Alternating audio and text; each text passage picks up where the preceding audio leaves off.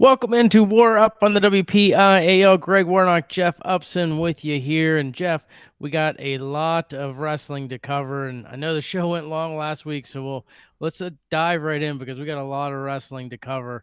And let's start things off, Jeff, at the Double A side at 107 pounds, where we saw Mason Kiesecker of Derry win a title over Bonai of Central Valley, 7-2 in the final. Warren Wolfsnagel of Elizabeth Forward finished in third place. Not too much surprise. Wolfsnagel was the 4 seed, but I think you and I both talked about him probably likely being the 3 in that case going into it, but not too much surprise at the top.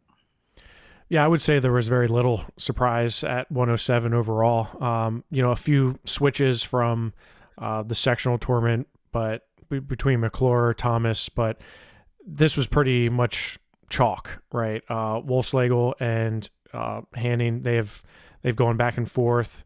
Bonai, I think, is showed him that he's the clear number 2, beating Hanning. So, not a lot to report on. The regional bracket is really what I'm looking forward to. Yeah, and let's go ahead and dive into that. Jeff Cooper, deputy of Chestnut Ridge, the top-ranked wrestler in the state and one of the best in the nation, sits at the top of this weight class at 107 pounds. But then you have as far as the district champs go, Kiesecker gets the number 2 seed. Ty Matthews of Central, the district 6 champ, is the number 3 seed.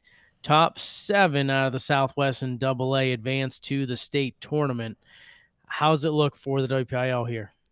I think they look pretty good, to be honest with you. There's certainly a lot of parity at 107. We saw that in the District 6 tournament where Ty Matthews pretty much dominated, but Kachin from McCourt sort of came out of nowhere, finished ahead of some guys that were ranked ahead of him throughout most of the season. Levi Anthony, Kopchak as well from PO. I think the WPIAL, obviously, I think Kiesecker is the clear number 2 here, just based on his body of work this season. I think he's the clear number 2. I think Bonai is also in that mix to be top 4, just based off of his results over the last year and really his last 3 years. Wolfslegel and Hanning, I think they're close. Wolfslegel was an 8th place finisher last year at the regional tournament. He just missed Hershey by 1 match. So I expect him to punch through this year. But overall, I think they have a good chance to get 3 to 4. Honestly, I would not be surprised to see Kiesecker, Bonai, Wolfslegel, Hanning all make it to Hershey. Yeah, without a doubt, I think Kiesecker has a prime spot to be able to be a finalist, and then I definitely agree Bonai and Wolfslegel and even Hanning, right? I think they can all get into that mix as far as that goes, and then from there we'll see if anybody else can kind of get into that. But that's a great showing, right? If you can get at least 3 and potentially 4 to advance to next week. Yeah, and I think looking at Wolfslegel, he's got a really tough first round matchup, but I think that's a matchup that I think he could win against Carter Christ from Conwell Township, who was a state qualifier last year. So I think obviously that's a good test for him to go against a guy who's number 3 in the region right now. But we've seen it happen time and time again where these guys maybe lose their first one, but rattle off a whole bunch of wins. I like where Hanning is in the bracket. I think he has a good chance. And Bonai too. I think Bonai can make the semifinals for sure. Yeah, for sure. I think it depends what Cochin shows up, right? Right. For Bishop McCourt, I think that's going to be the wild card there. But definitely, the way Bonai wrestled this past weekend, he definitely has the ability to make it to the semifinals, which clinches a top 6 berth. Yep. 114 pounds, Patrick Bolger of Derry. He was your champion, a 5-0 winner over Javion Chambers of Highlands. Bobby Lemley of Bentworth was your 3rd place finisher at 114 pounds. Thoughts on the WPIAL tournament here? Yeah, I thought Lemley impressed. He took Chambers to overtime, 15-8. I think he looked good throughout. He got a lot of falls. He's apparently a pinner because he's gotten a lot of falls, and there wasn't a lot of depth in the WPIAL at 114. I'm not going to sugarcoat it. But for Lemley to come out as a freshman and finish third in a weight that has a returning state medalist in Javion Chambers, I thought that was impressive. So maybe a little bit different story at the regional tournament. We'll see what happens there. Well, I think all along we talked all season with this weight class, there's a clear-cut top two, but Lemley could be in that conversation to make it a top three. The depth from there, to your point, has been it could be challenged, right, because of the fact that Lemley, got a fall in the third, fourth place match over Delaney of Jefferson Morgan. So you could say that he's maybe joining that upper echelon, but when you look at the Southwest region, Bulger gets the top seed here at 114 pounds. How do you obviously Carter Ickes of Chestnut Ridge, hope I said that right, and Will Edwards of West Branch are your other district champions. Chambers will feed into the side with Will Edwards. Yeah, this is a young bracket. So you've got, when you look at the rankings, Carter Ickes is number 1 in the region. Bulger is number 2. Will Edwards is number 4. Lemley and Dugan are both honorable mention, 9 and 10. So this is a young weight class. Chambers is one of the only seniors, him and Gage Shawley from Huntington. But there's a lot of good talent here. I mean, you have a lot of guys that have been to the regional tournament before, several guys who have made a trip to Hershey before, but you have a lot of young guys that are looking to make their mark. And I think that Ickes and Bulger are both two guys that just the Chestnut Ridge and the Dairy schedules this year, they're battle tested, right? I mean, these guys, they know what to expect. I think Bulger has been peaking at the right time. I think he's a guy who he's taken some losses early in the year, but I think he's wrestling at his best right now, which is scary for the rest of the people in the top half of the bracket. I look at a guy like Evan Lisowski from Penns Valley. He's missed some time. Last year, he was a regional qualifier. He was ranked in the state all season. I look at a guy like Tucker Smith. He's a sophomore, again, regional qualifier. These are all guys that are really tough. DePola from Forest Hills, another sophomore who's making his second trip to the regional tournament. These are all guys that I think are going to compete, but I don't see them giving Bulger much. I think Bulger's has a decent shot to get to the finals. I would say a pretty good shot to get to the finals. The bottom half is where things get a little bit more interesting. I like Will Edwards from West Branch. Got to see him a couple times live this year. He's a really solid wrestler, tough on top, very, very tough on top. The question is, if it is Chambers in that quarterfinals, how is he going to adjust to a senior who's got that experience, right? I think the bottom half is a lot more stacked with Edwards, Chambers, Shawley, Lemley, and Ickes. It's going to be a tough on the bottom half for sure. So Bulger definitely he did the right thing by winning a district title, in my opinion. Well, and you look at the round of 16, that Lemley-Shawley match is going to be one that highlights it to me because there's two guys here that are fighting for that potential 6-7 spot, right? And if Lemley wants to get into that conversation, he's going to have to win that match. Yeah, I mean, because if not, I only see the WPIAL getting two guys through. That's Bulger and Chambers. And, Chambers has been up and down. I mean, Chambers, he's been a little inconsistent this season. But what we've seen over the last couple of weeks is he's been very good, right? He's been solid. He's had a couple close matches with Bulger, so I expect him to come fully prepared to place in the top 7 here, right? In fact, I'd be surprised if he fell out of the top 4. But Lemley is that outlier that he's gonna have to beat some really tough guys to get into Hershey. But it's doable. I mean, none of these guys are matchups where I'd say he can't win. It's just not going to be easy, right? Yeah, gonna be a lot of close ones to get those final spots. I mean, to me, obviously, Ickes and Bulger and Chambers to a degree, right? Edwards. I feel like they're 4 guys that really have spots. So Yeah. really, you're battling for those final 3 spots. Right. To see who can get them. And Lemley has all the talent to be able to do it. It's just a matter of, is he going to be able to be on like he was this past weekend at the WPIAL Championships? Right. 121 pounds, it was Preston Bubash of Elizabeth Forward, who was your champion. He wins 11-5 over Bruce Anderchak of Quaker Valley. Third place was Brock McClure of Bentworth. And Jeff, we talked about the seeds for this one being all over the place, right? And the main reason was because last week at the sectional tournament, Gage Bradley of Burgestown had himself a tournament. He was He able to did. make it into the quarterfinals, but then from there the wheels fell off and the bracket just went crazy. Yeah, Guzek beat him in the consies there, and then Raiden Thomas beat him. Raiden Thomas had a good tournament, but honestly, it was Brock McClure from Bentworth that I thought was the most impressive, finishing third and being that person who stepped up. Right, he was second out of the South, losing to Bradley, and then he ends up being third at the WPIAL tournament. So we knew that this was going to be a little bit of a mess, and it certainly was. Like I thought Piero could make a run, and he ends up being in sixth place. Guzek was eighth.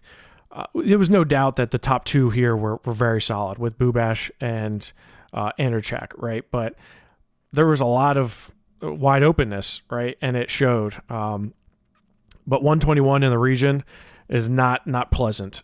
There's a lot of really good wrestlers here at 121. It's probably one of the most stacked weight classes, not only in the region but in the state. Yeah, and it starts at the top, right? Keegan Bassett, a Bishop McCourt.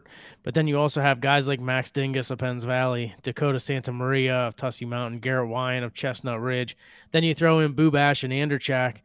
It's going to be tough sledding to find a spot here in the top seven.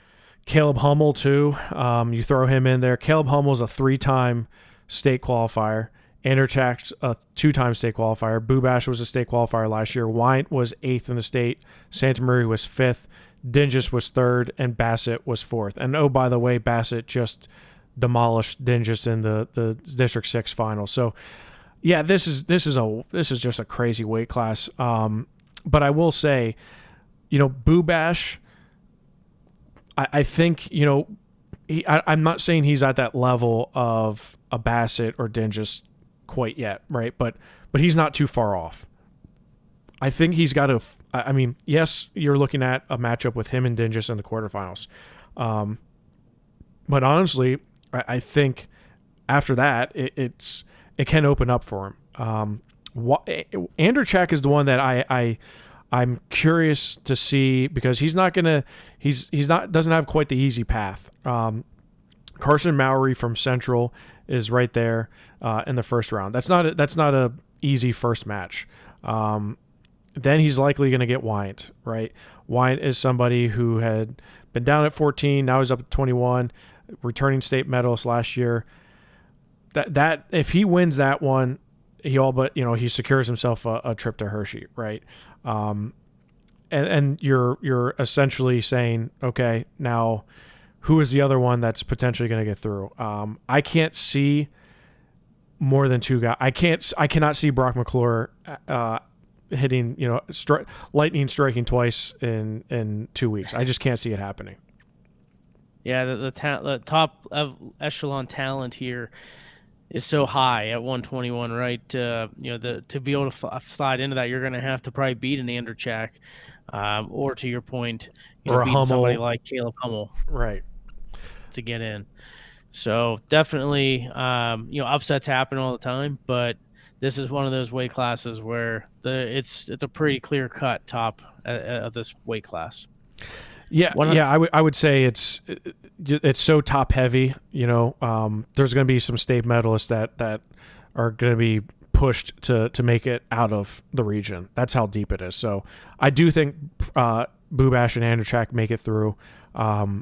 Where they finish, I would say outside of the top three, but they certainly should get in the top seven. It'd be a very big surprise if they didn't.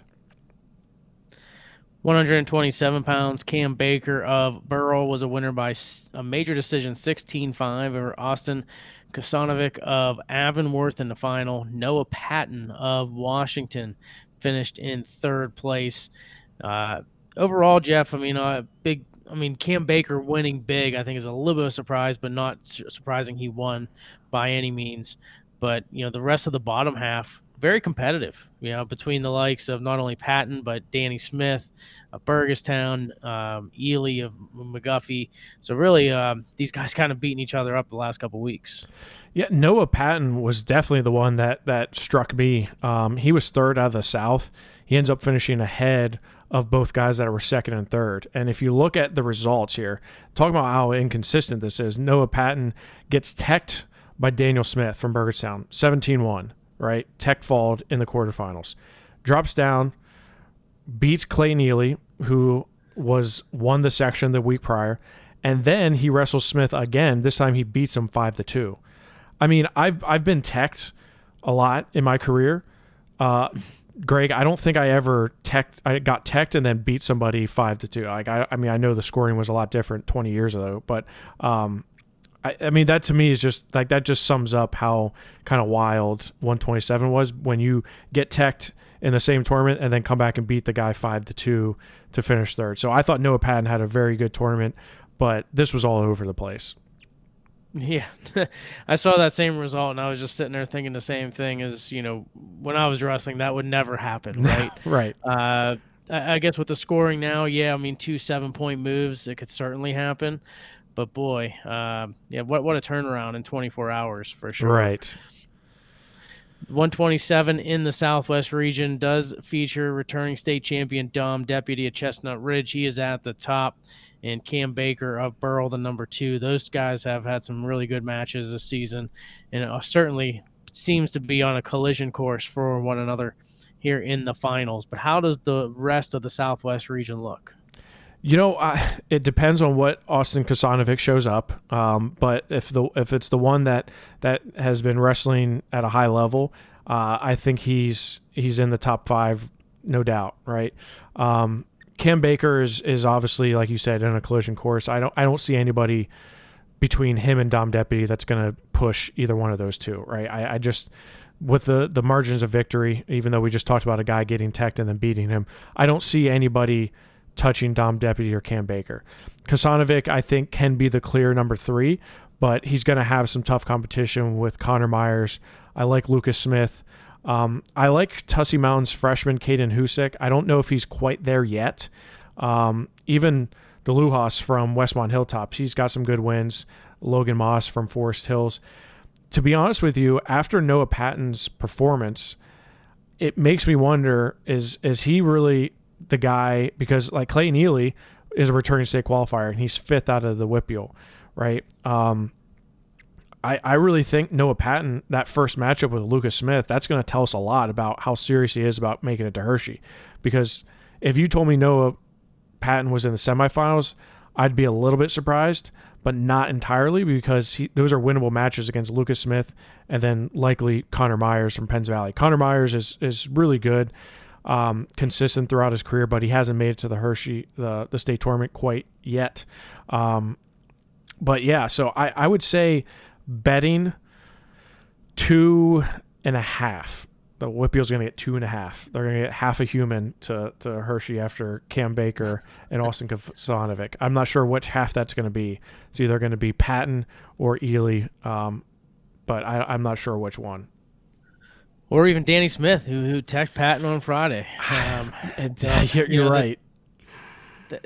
To me, I think there's all 3 of those guys are in contention. I don't know if anyone else would be in 127, but to me, I mean, Kasanovic, I would agree. I think he's a pretty clear number 3, in my opinion. But from there, who gets in? I mean, you're talking about 4 more slots being open. Yeah. With Baker, Kasanovic, and Deputy taking 3 of them, 4 open. You got Myers, who you mentioned. You mentioned Lucas Smith. You've mentioned Deleuze from Westmont Hilltop. So there's definitely some guys, but I don't think that Ely or Patton or Smith are necessarily outmatched. No, but it's just a matter of who shows up on the right weekend. I mean, I think this is one of those weights that you have 3 pretty clear cut at the top, but then it's wide open. And when it's wide open for multiple slots, it makes it interesting. When it's for one slot, it's like, okay, maybe one guy gets the right spot in the bracket where they lost at the right time to get into that final spot. But in this case, with so many spots open, it's really anybody's to grab as far as being a state qualifier from 4 to 7. Yeah, and I think those opening round matches are huge for the WPIAL, because we always talk about how important it is at the Southwest Regional AA to advance, win early in those championship rounds to set yourself up in the wrestlebacks, especially for those guys fighting for those places. So Clay Neely's going to have a huge test right out of the bat with Logan Moss, right? That's a big match for him. Noah Patton against Lucas Smith, that's a huge match for him, right? You can advance if you make it to the quarterfinals. You set yourself up so much better for in the consolation rounds, to sneak. I don't want to use the word sneak in, but like find yourself in a better position to get into the top 7. No doubt about it. 133 pounds, Lucas Barr of McGuffey. He was dominant with an 11-0 major decision in the final to win it over Camden Olson of Derry. Noah Collins of West Green was your third place finisher. And Olson had a big win over Collins in the semis by a major decision, 10-0 to get there. Yeah, I mean, not a ton of surprise, maybe, other than the fact that Barr and Olson are separating themselves from the pack. I mean, Olson beating Collins 10-0, and then Barr getting 2 techs and then a major 11-0 over Olson in the finals. I think just shows, how much disparity is between those two and maybe the rest of the field. But, I think Lucas Barr is on a mission. I mean, the kid's been to Hershey 3 times and hasn't come away with a medal. And, down to 133, I think he's serious about his chances to get there. Yeah, and he sits at the top in the Southwest region. Does have some strong competition up there with him, but he is at the number 1 spot, where Austin Bernash of Chestnut Ridge is at the bottom. Austin Carfley of Bishop McCourt is number 3. But on that top half, Jeff, with Lucas Barr, you got Tanner Gano, and you also have Eric Carlisle of Penns Valley. So Barr's going to have his work cut out for him to get to the finals.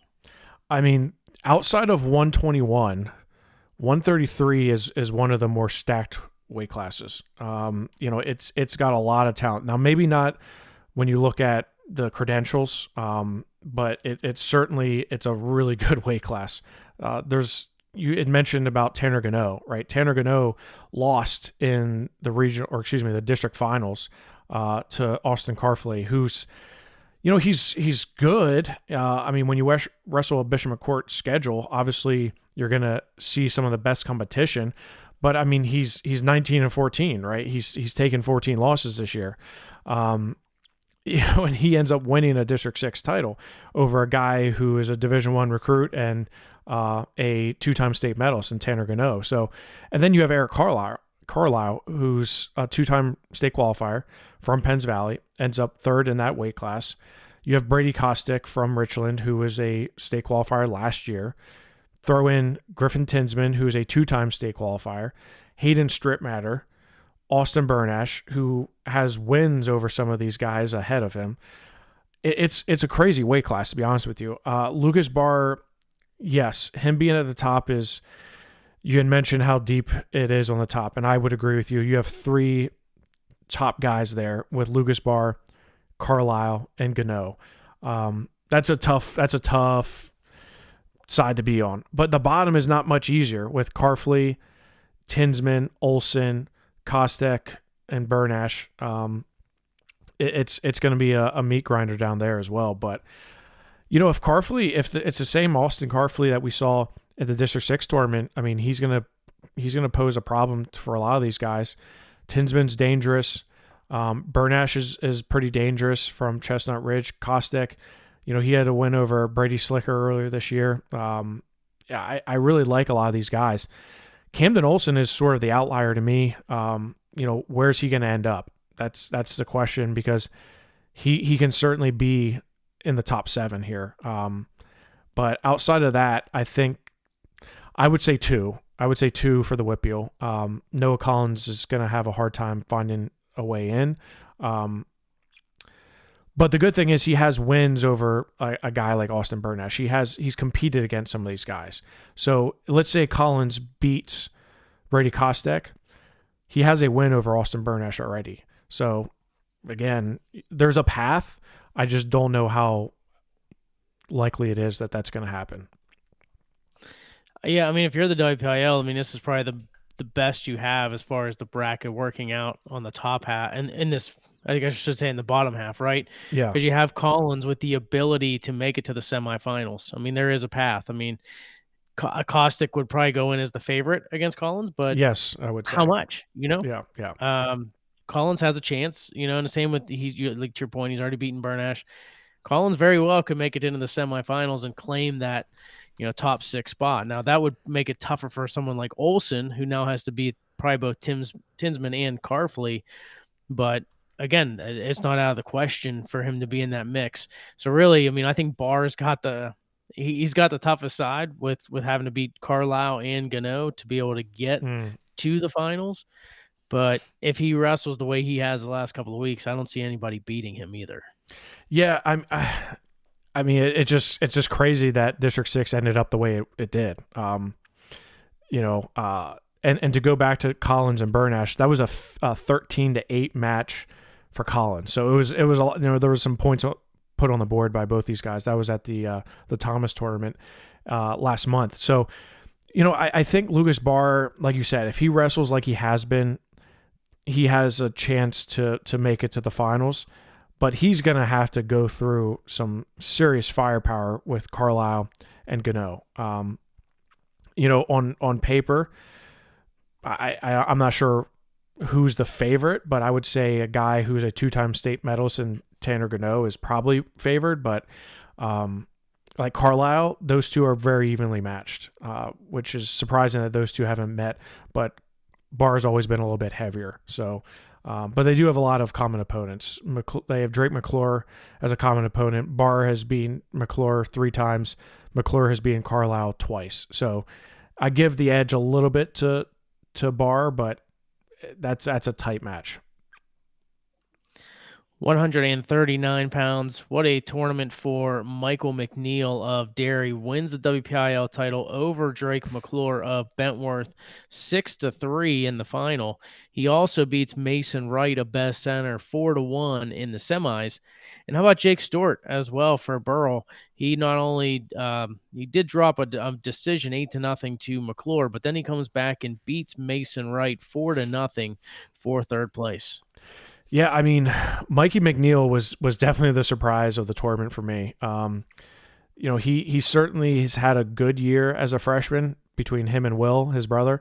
But to have him come out and beat a very stout and just senior guy like Drake McClure was very impressive. He had to beat Lane Ely 11-7. That was not a gimme match.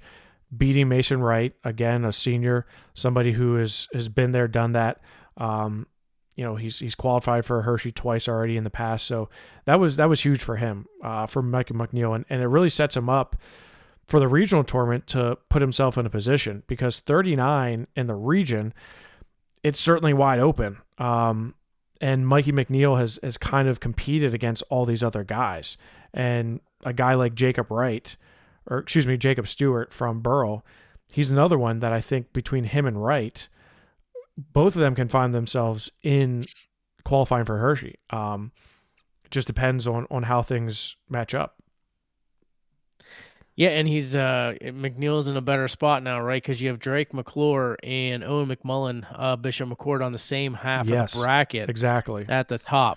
So that allows McNeil an opportunity. Now you have guys like Burke Neibauer of Central Cambria, and then you also have obviously Trendon Willie of Chestnut Ridge on the bottom. But Mason Wright is very capable of beating a guy like Trip Watson of Penns Valley as well as Willie. So it's gonna be interesting to see how it all shakes out. But the WPIAL is very strong here at 139. To be honest with you, it really opened up the bottom half of that bracket, because you have two of the best guys, going into this past weekend, two of the best guys in the weight, Owen McMullen and Drake McClure, on the same side of the bracket, right? So one of these guys, whether it's Mike McNeil, Burke Niebauer, or Trendon Willie, like one of those guys is going to make a regional final, right? So, and when you look at the semifinalists, I mean, Mikey McNeil's put himself in a position where he can certainly make the semis and the finals here. So, he picked the right time to win. Drake McClure, on the other hand, I think he makes the semifinals without much of an issue. I really do. You may say his path is easier to the semifinals, which it is, But then you're going to have Owen McMullen, who's been wrestling really, really well as of late in his last shot at Bishop McCourt. So I think that's probably a toss-up match between these two, but honestly, that bottom half with McNeil being where he's at, I think he sets him up really nice. Yeah, and McMullen's going to have his a WPIAL line in front of him, right? Jake Stewart likely in the quarters, followed by McClure in the semis, and then someone like McNeil in the final to win a Southwest region title. So he's going to have to go through District 7 to get there. But Jeff, I like four guys coming out of here. I really do. I know Mason Wright had an off weekend, but he's a state qualifier. I mean, he's somebody Yeah, that can turn two it on at the times. right time and has had success here at Yeah. Southwest Regional. Yeah, I mean, he's a two-time state qualifier. So logic would say he's going to qualify for a third, right? So if that's the case, Jacob Stewart should qualify as well because he just beat him, right? So I'm gonna split them in half again. I'm gonna say 3.5 is where they're gonna go. I don't know which half that is. I think they're gonna get McNeil and McClure are gonna find a way in, and then either Stewart or Wright. With the best chances that they both make it. But things got to go perfectly for them to do that. We'll see. 145, Julian Bertucci of Burrell. He was your champion, 7-3 over Emmett Wolf of McGuffey. Wolf had a big win over Will McNeil of Derry, 7-0 in the semifinals. And then how about the tournament for Bosco of Yes. Central Valley? He ends up finishing in third place. He won in tiebreaker over McNeil for third, but he also tested Bertucci as well. He lost in overtime 4-1 in the semis. That was my biggest takeaway was Ethan Bosco by far, freshman from Central Valley, one of our top incoming freshmen, but somebody that maybe wasn't as high as is certainly not as high as what he placed here at the District 7 tournament. But I mean, let's not also forget the fact that he beat Caleb Patton, a returning state qualifier from Washington, in the Concy semis as well. So him testing Bertucci, beating Patton, and then beating McNeil in tiebreaker was really impressive for him. That was Bertucci's closest match because he beat Emmett Wolf 7-3 in the finals there. This was a fun weight class for the WPIAL and pretty deep. I think the top 5 here are pretty solid. Yeah, they really are. I think the biggest issue, though, for them going in the Southwest region is District 6 is pretty tough as well. Obviously, you have Bo Bassett of Bishop McCord at the top, but then you have guys like Caden Judice of Bald Eagle, Joseph Garshnick of United, and then even Avery Gable of Phillipsburg Osceola, all in this weight class at 145. Yeah, I mean, it's when you have a guy like Bo Bassett in the weight class, that's never fun for the rest of the guys competing. But to be honest with you, when you look at the rankings and how they have been all season, I think a guy like Julian Bertucci is clearly somebody that should qualify for the state tournament. I think Emmett Wolf is right there as well. Emmett Wolf is a 2-time state qualifier. Bertucci's a 1-time state qualifier. The question for me is, can Ethan Bosco or Will McNeil get through and finish above a guy like Avery Gable, who is a junior and wrestled really well all season, or even Ethan Gilby from Glendale, who's solid.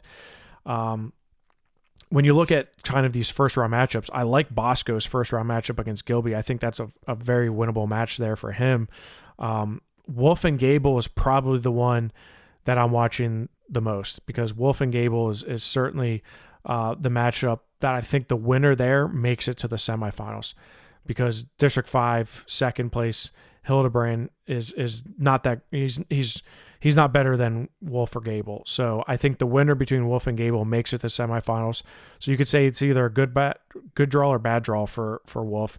And then on the bottom half, I think Bertucci, he's going to have problems with Garshnick, who is a returning state qualifier, but was a state medalist the year prior. Garshnick is a kind of a funky wrestler, bigger upper body guy. So, but not saying Bertucci can't beat him. But Judice as well down there. The bottom half is a lot more stacked. McNeil and Judice is probably the matchup that most people are going to have their eyes tuned to because just you have your young talent versus a guy who's been there, done that. A two-time state medalist in Pennsylvania. He's a state champion in Louisiana, so he's really good. Yeah, and I think the winner of McNeil Judice makes it to the semis as well. So Agreed. when you're looking at potential first round matchups, Wolf Gable has a potential winner gets to the semis. McNeil Judice likely winner gets to the semis. So again, not to take away from District 5, but those guys are just definitely a notch above.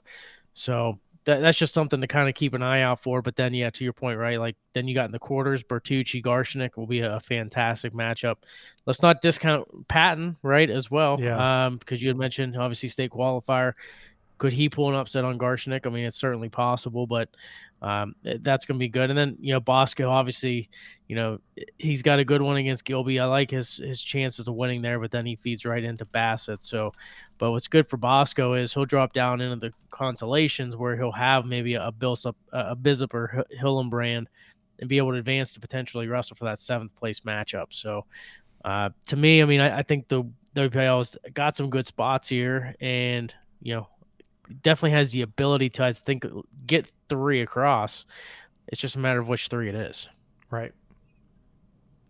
152 pounds for the WPIAL tournament.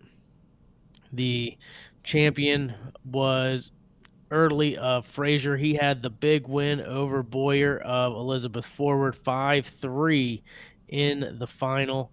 And then from there, Victor Bonus of McGuffey, he was your third place finisher. And this one went as chalk as the top 7 seeds all advance here into the Southwest Regional. Yeah, I mean Jonah Erdley and Lucas Boyer was the matchup that most people wanted to see here. Returning state medalist versus a couple times state qualifier, and Jonah Erdley. So yeah, I mean Erdley, that's a big win for him. Lucas Boyer is a returning state sixth place finisher. I think that was the matchup that most people thought was going to be the one of the better ones of the finals there, and it certainly was. But like you said, the rest of it was all chalk for the most part with Victor Bonitz, Workowitz, and Liam Jones and Noyes, and Cruel bounced down a little bit further than winning the section title in the North, but the North wasn't as strong as some of these other ones. Him and Bosch finished 7th and 8th, so not a lot of surprise there. Yeah, I said top 7, actually top 8. They were all seated Yep. top 8 and placed as well in the top 8. You look at the Southwest region, Jeff, and you gotta like the potential for Early and Boyer to wrestle again. But you also have a couple of tough guys from District 6. You got Jackson Butler of Bishop McCourt, who finished as the runner-up to Dawson Lomason of Bald Eagle area. Lomason and Boyer on the same half, Early and Butler on the top half. Yeah, when you look at the top half, because Jackson Butler lost in the finals, the top half is certainly it's not going to be easy. But Jonah Erdley, I think, has a clear path to the semifinals. I think Jackson Butler has a pretty clear path to that other semifinal. Sheeler from Somerset is good, not great. When you look at some of the other guys in the weight class. To be honest with you, the bottom half is the one that's kind of all over the place because you have Dawson Schaefer from Berlin, you have Boyer, you have Bonus, you have Lomason. Lomason beat Jackson Butler, so that certainly opens up some things on the bottom half. But it's if Lomason is a guy who is a 45-pounder because of his teammate Caden Judice going down. He goes up to 52, ends up beating Jackson Butler, a guy who's a Division I commit, a state medalist 2 years ago. Dawson Schaefer was a state qualifier last year as a freshman, but like a Victor Bonus could find his way in. But honestly, I'm gonna say two. I'll say two make it out of the WPIAL. With Bonus. You know what? Maybe I'll say three. Because I honestly I don't see anybody. I don't see anybody other than Bonus, Workowitz, or Jones or Noyes. I don't see a Sheeler coming through. So I'll say 3. Yeah, and I think the top 2 are spot on, right, with Early and Boyer, and The other three you mentioned between Butler and Lomason and Schaefer are certainly tough. So it allows two spots, and to your point, I think the WPIAL has enough depth in this weight class to be able to advance another wrestler through. 160 pounds. This had some upsets in it, and it ended up going to Ewan Olson of Derry. He was your champion. Alec Palco of Jefferson Morgan, number 2. Owen Ivsick of Bentworth, number 3. It started in the semifinals, though, Jeff, as Palco beats Ivsick 11-4. He also had a big win over Perkins as well, 6-3 in the quarter. So a really strong tournament for Palco. Olson had a 4-1 win over Matt Dana of Quaker Valley before beating Palco in that final 5-1. Yeah, this was all over the place at 160. Palco avenges a loss from a week ago at the section tournament in the South, beating Owen Ifchik, a guy who we've talked about a bunch on this program. He's a three-time. He's much like a Caleb Hummel or a Lucas Barr, because he's a three-time state qualifier, has yet to earn a medal. Not the best time to take a loss there to a very tough sophomore in Alec Palco.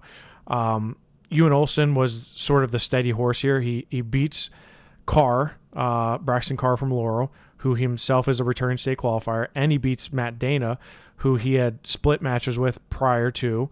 So that's a good win for him there to finish in first place.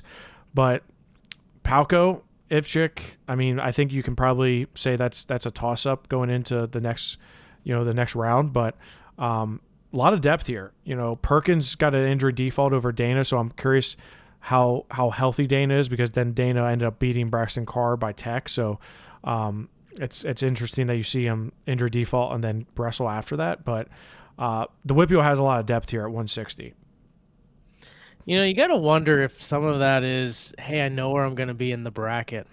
Not to say that guys duck each other for that purpose, but this one screams it out whenever you don't wrestle in default and then turn around and text somebody the next round. And I only say that because Dana's in a better spot as far as in the opening round matchup, as opposed to where he would have been, where it's, let's say, where if he was with Perkins. But you look at this weight class as a whole, Melvin Miller, Bishop McCourt, one of the best in the nation. Obviously, he's going to be their top guy. But the WPIAL is pretty deep here in this weight class, and there's a chance they get 4 or 5 guys to go. Yeah, I mean, when you look at the way things are, right? Caleb Sines from Myersdale is I mean, he's good, but I don't see him being a threat. I actually like Garrett Newman to win that one, and he was 7th out of the WPIAL, so I like Newman there. Doug McKim from Huntington is the real deal. He's really, really good. I expect him to make it to the finals there on the bottom half. He's that good over Ewan Olson. But when you look at where Owen Itchik is, he feeds right into Melvin Miller, right? Palco, on the other hand, has a very favorable draw. You got Braxton Carr, and you have Hale from Bedford, who I can't see Carr losing to, but let's say he does. Palco has a clear shot to the semifinals. So Palco picked the perfect time to pull an upset, because now I think he's in a very, very favorable position to earn a spot in Hershey. Yeah, and Ivsick obviously the worst time, right? Because now he feeds into Miller in the quarters. But even with that said, I think he's going to do well coming back in the consolations. Palco to the semis, I think, is a good call. And honestly, I think it's going to be Dana and Olson wrestling in the quarters with the winner, getting into the semifinals. So, but to me, I think just the way the bracket kind of falls too a bit, and where they would fall in the consolations, I think the WPIAL is, again, they're deep. It has shown that between Ivsick and Dana and Olson and Palco, I mean, these guys all can beat each other on any Yeah, given right. week, which shows that they're pretty tough here in this weight class. So how And many are you saying the WPIAL gets? I mean, I'm saying at least 4, and Four, I think maybe there's a five. maybe 5. Yeah, I mean, I Yeah. think Miller and McKim, to your point, are the two that like stick out as okay. That those are probably 2 guys that gets 2 of the 7 spots. but there's no one else in this bracket to me that screams out, okay, that guy probably deserves one of the 7 spots. Yeah, I think the WPIAL could get 5. I don't think that's a stretch to say that they could get 5. 172 pounds for the WPIAL tournament. The champion was Mason Horwat of Derry. He wins by fall in the finals over Dominic Willis of Laurel. Ben Catullo of Burrell comes back for third. Yeah, again, no real surprise here. Horwat is clearly the best guy in the weight class. Dominic Willis, I think, proved that despite a shortened season for him, he's the second best guy. But I think Catula had a good tournament, coming out and finishing third after losing in the quarterfinals, or excuse me, the semifinals. I think that was an impressive performance by him. Elijah Miller, same thing. He defaulted in the Conci semis and then wrestled in a 5th place match and got a fall. So it's just interesting to see how these guys default and then wrestle in the medal round matches. Well, and I think that's where it plays into the part of the formula, right? Because the other districts are already finished. District 7's the last one to finish. You kind of know, okay, they're going to seed the top 3, so it's going to be this bracket or that bracket. So it's you kind of have an idea where you'd fall when you get to the medal rounds, and if you need a win or a loss. So that's where some of that plays into account. But Catullo, I thought he was potentially the second best wrestler He in that was. weight class. Yeah. He dropped a 10-5 decision to Horwat, challenged him a bit. Obviously, Horwat only needed the first period to take care of Willis. So, he looked very good. Catullo did this past weekend. When you look at the Southwest region, Jeff, Mason Horwat sits at the top of this one, and you got to like his chances to be in the finals and potentially win it. But how does the rest of the WPIAL fare here at this weight? Yeah, I mean, Willis is kind of in a tough spot, for sure. When you look at where he is at, he's gonna have Rocco Reefer from Mo Valley right out of the gate. That's a tough matchup because that's a returning state qualifier. He didn't have the best district tournament. He finished 5th in District 6, which wasn't what he was expecting to do. Gumby ends up winning that weight class from McCourt. I think Gumby has a pretty clear shot to the finals. If I'm being honest, I don't see anybody from the WPIAL or District 6 challenging him. So I do see a Horwat and Gumby final, but when it comes to the rest of the field, I think it's pretty wide open. You have like a McLean Hartman from Mount Union. You have Lisowski from Penns Valley. Of course, Dom Willis, Ben Catula, Carter Durst from Berlin, Cooper Porter. If I had to guess, I would say the WPIAL probably is going to get 2 through and maybe 3. Two to 3.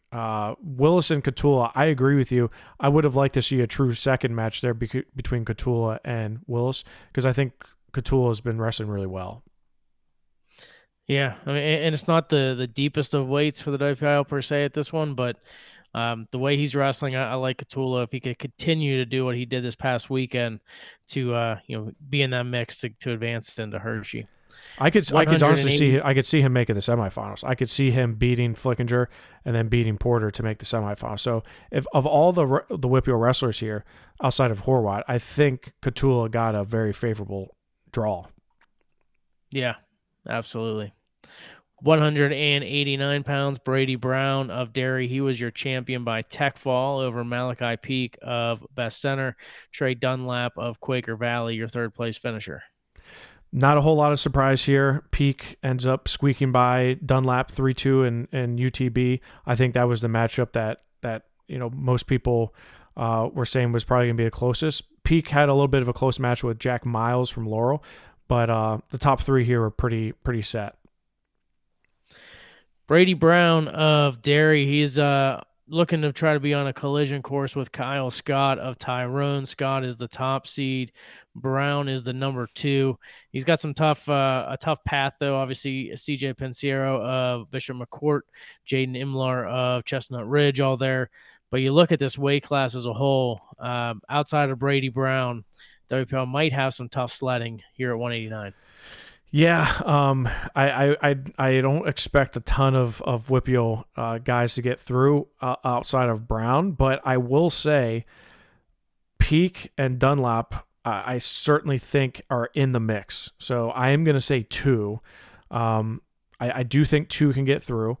Malachi Peak, if he shows up and wrestles well, I think he can. I think he can beat Dom Perso from Huntington. That's a very big first round matchup because I believe that the winner there makes the semifinals. So whether it's Peak or Perso from Huntington, I think the winner there makes the semifinals. So that's such a critical matchup for Malachi Peak. Dunlop, same thing. He's got Hages from Central Cambria. That's a must-win matchup. Yes, you're going to feed into Kyle Scott, but you got to win that matchup. Pensiero and Imler could meet in the quarterfinals, which I expect them to. Pensiero is the one that I wonder, how healthy is he? He's back from an injury. If he's fully ready to go, I think that could be a good matchup, and I think he could potentially make the semifinals. But I do believe Brown will make the finals against Kyle Scott, which would be a rematch from the Panther Holiday Classic from this year.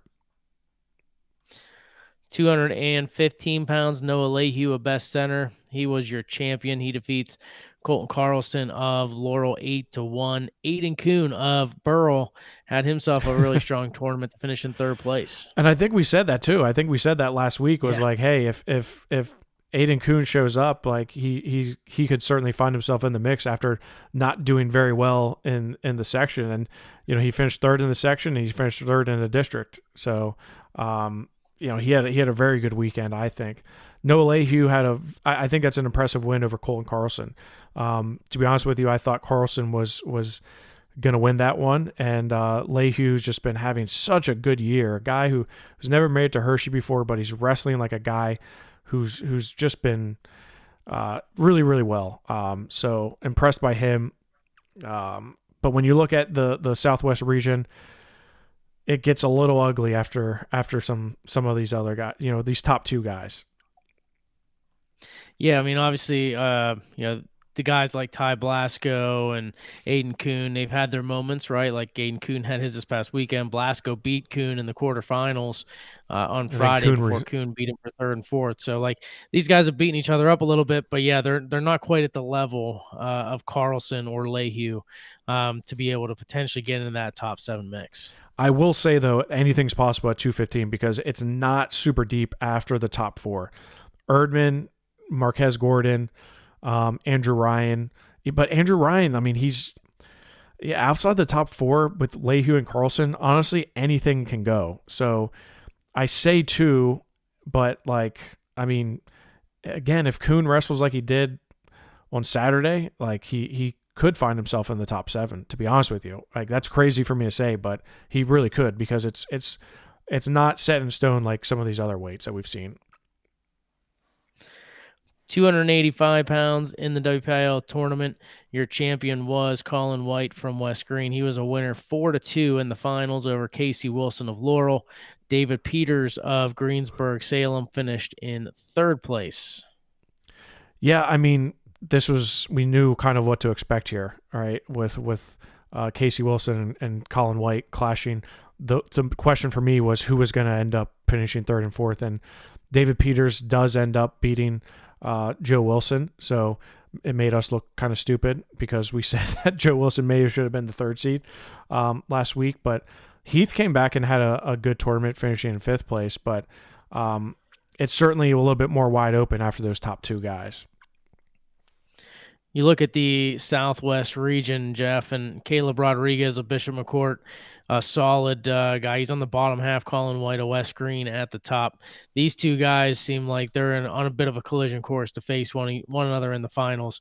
But as far as the rest of the top 7 go, the WPIAL has a chance to get 3 or 4 across. Yeah, I mean, I certainly think so. When you look at where these guys are, and Rodriguez and White, for the record, they've split matches. Rodriguez beat him most recently 4-3 at the state tournament last year, but prior to that, White beat him at Powerade. So, I mean, these guys are certainly close. But when you look at the rest of the field, I mean, White I think has a pretty decent shot to the finals. I think Daniel Williams from Glendale is probably his closest challenge there. Now Daniel Williams is a two-time state qualifier. He was injured all of last year, missed the entire season. Has a win over Casey Wilson, so I think that's definitely his toughest matchup. But I do favor Colin White. But on that bottom half, Casey Wilson, I think he has a pretty good shot to make the semifinals against a Caleb Rodriguez. But when you look at the rest of the field, a David Peters, a Joe Wilson, like those guys could find their way through, or even a Landon Heath, because it is wide open after those top four. After you have Rodriguez, White, Williams, and Wilson, outside of those four, it gets pretty wide open. Yeah, and if you're looking at Joe Wilson, right, if you get that opening upset against Daniel Williams, which you could have in those early rounds, you have a chance of making the semifinals and punch your ticket into a top 6 spot. So definitely opportunity is there, especially for these guys at 285. You look at the schedule for Altoona for the Southwest region in AA. The Friday matches, wrestling gets underway at 4:30 with the quarterfinals at 7:30. Wrestling gets back underway at 9 a.m. on Saturday. Semifinals slated for 12:15, and the medal matches starting at 5:15. So that's the schedule. And again, the top 7 out of the Southwest region advance into the PIAA tournament. So, Jeff, now we've gotten through AA. It's time to slide over to AAA, where it really went kind of how we kind of thought at 107 pounds. It ended up being a rematch in the finals between Dreschman and Johnson. Dreschman ends up winning that one 7-2. So back-to-back weeks where Dreschman was your champion. And then it was a rematch for Thomas and Jennings. Thomas ends up winning again. This time it's 5-0. And then Riley Smith of Seneca Valley finishes in 5th place. And looking at this weight class, I mean, we knew Dreschman and Johnson were the two top guys, but I think Bryce Thomas proved that he is the third best guy here with Parker Jennings. Parker Jennings had a nice win in the consolation semifinals, beating Colangelo 7-1 after Colangelo beat Brensel, who he avenged that loss from the section, and he beat Lucas Batera from Norwin. So 107, it was super deep in the WPIAL. I mean, there's a lot of really good guys that aren't going to make it to the regional tournament. So just kind of the way it is. But yeah, this was a good weight class. But I think Dreschman and Johnson showed that they were clearly the top 2. Yeah, especially when you have guys like Butera of Norwin, who Colangelo beat 1-0 in the blood round, so to speak, and then Guglielmo, Belvernon. I mean, you had some solid guys who weren't even in the top 8, advancing on. Now, top 7 moved on to the West Regional, but there were a couple of weight classes where the WPL gets 8 to go because the City League did not have enough 3 wrestlers to advance at a couple of weights. 107 was one of those. When you look at the top, Lee Dreschman is at the top half of this bracket, as is Parker Jennings in the top half, and the bottom half features Michael Johnson as well as Bryce Thomas. I really like this weight class for the WPIAL. I think Dreschman has a very clear route to the finals here.